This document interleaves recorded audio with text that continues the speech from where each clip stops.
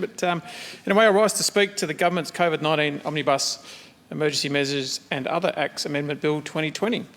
As with all good discussions, I shall start with a positive. I applaud the government for their timely conversations with our office in anticipation of the debate today, by exploring the issues with the bill with us and indeed other parties and members in the early stages has resulted in some desperately needed changes.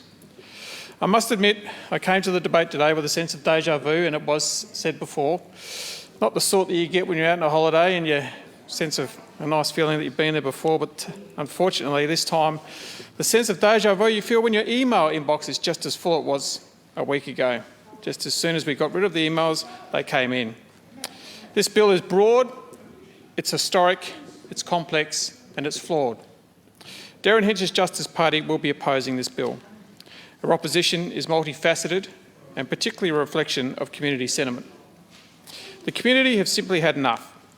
I can make all the technical and legislative arguments against the bill possible, and I will make a few, but at the end of the day, the community doesn't want to be provided with such legislative licence to any government for another 6 months. Now, while we are opposing the bill, there are some reforms that we support in principle, and these include the additional powers for children's court registrars, the additional powers for magistrate court registrars, the ability for parliamentary committees and local councils to meet virtually and remotely, and the legislative flexibility regarding the teacher registration renewal process. Additionally, there has been much conjecture about the proposed changes to family reunification orders. The new temporary measures will extend the period of time for which a family reunification order can be made, and these orders are subject to the best interest for a child and are vitally important. Whilst this temporary arrangement will not exist forever, I am relieved to see some flexibility in regard to the protection of children who are under state care.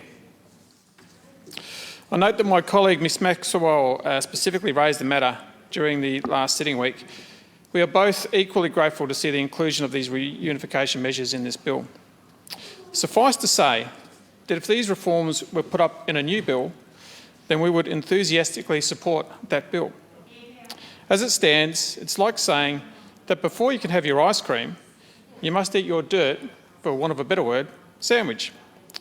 Why can't we just have the nice dessert without the unpalatable mains? It's unfortunate to see and hear extreme opponents of the bill use children as political bargaining tools. The safety and protection of our children, particularly those in state care, should not be subjected to regressive and ill-informed political commentary. I note that despite the government's best efforts, there has been a sense of hysteria about the ongoing detention of children which would be enabled under this legislation. Now, this was never the case and will never happen. I thank the government for ensuring that. Now to the issues within this bill, and there are many. The legislation is complex, it's hard to explain to an understandably paranoid public at the moment. There has been no modelling to substantiate the claim that the broadening of the definition of authorised officers will be needed as the economy reopens and restrictions are lifted. Further, the likely draw upon current capabilities has not been sufficiently outlined to our office. Most changes within the bill will be repealed in April 2021. We are likely to be voting on the same legislation again in 6 months. And on the off chance of a vaccine or local elimination of the virus, which is highly unlikely, then these changes may be unnecessary. The bill is far too broad. It discusses council meetings and parliamentary committees alongside detention powers and electronic monitoring. Each clause in the bill is important and warrants individual consideration, and it is hard to support so many measures in one piece of legislation. There seems to be a lack of oversight in place to coincide with this bill. With additional powers should come additional accountability measures. This bill does not accommodate this specifically. And most notably, despite the government's proposed amendments, there are concerns about the appointments of authorised officers and the criteria that must be met. There are concerns that the anticipated criteria could potentially mean that we have those who are not trained as health professionals to be appointed as authorised officers. We don't need to look too far to see the consequences of having untrained or poorly trained workers in charge of a health situation with the hotel quarantine fiasco. The powers that will be made available to those appointed as AOs are significant and broad-ranging. They seemingly go beyond the capabilities of the current authorised officers, and there is a significant chance of an undertrained cohort. In one of the earlier emails sent to my office, the Law Institute stated in a submission to SARC. It is not clear if they have been appropriately trained to understand the relevant considerations such as family violence, mental illness, disability, homelessness and cultural sensibilities for Aboriginal or culturally and linguistically diverse communities.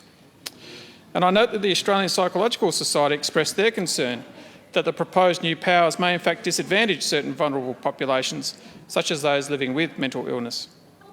Being a former police officer, I can attest to the extensive and lengthy training undertaken in handling situations involving persons with a mental illness, and I would hate to see that the ramifications of these trained with a proposed 5-day course and their handling of complex mental health episodes. There still remains uncertainty around the specific processes and powers that the AA will possess, for example, in reference to entering premises without a warrant for search and seizure. There is no indication as to what force or damage may be used by AOs or what consequences or other options are available with the AO should the resident fail to comply. I am led to believe if that is the case, then the police will be called to enact the legislation. So therefore, why have the legislation in the first place? Also, despite the amendments, I note that the authorised officers can still detain someone who has tested positive for COVID-19 or is a close contact of a positive case for a period reasonably necessary to eliminate a serious risk to public health, if it is reasonably believed that they will fail to comply with the direction to self-quarantine. These powers did not exist at the height of the second wave, and therefore there is confusion as to why these powers are needed now, given the current case numbers. I understand the reasons for the new powers are in anticipation of restrictions easing and communities resuming a new COVID normal lifestyle. The message it sends, however, is that the government doesn't believe that the general populace is capable of adhering to guidelines and that the likelihood of additional waves of the virus are considerable given that. Well, I would argue that you only need to look at the wonderful job that the communities in Western Victoria in particular and those throughout rural and regional Victoria have done in keeping the numbers low. A rolling 14-day average of around 0.4 and no new active cases for some time is testament to that.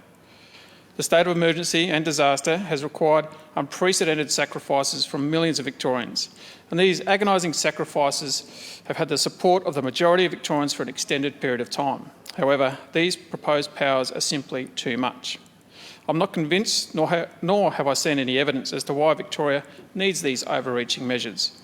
All I have heard is broad and general statements from the government without substance. To me, the toll of these restrictions and proposed new powers will do more harm to our communities than good. It is for these reasons above that Ms Maxwell and I have decided to oppose this bill.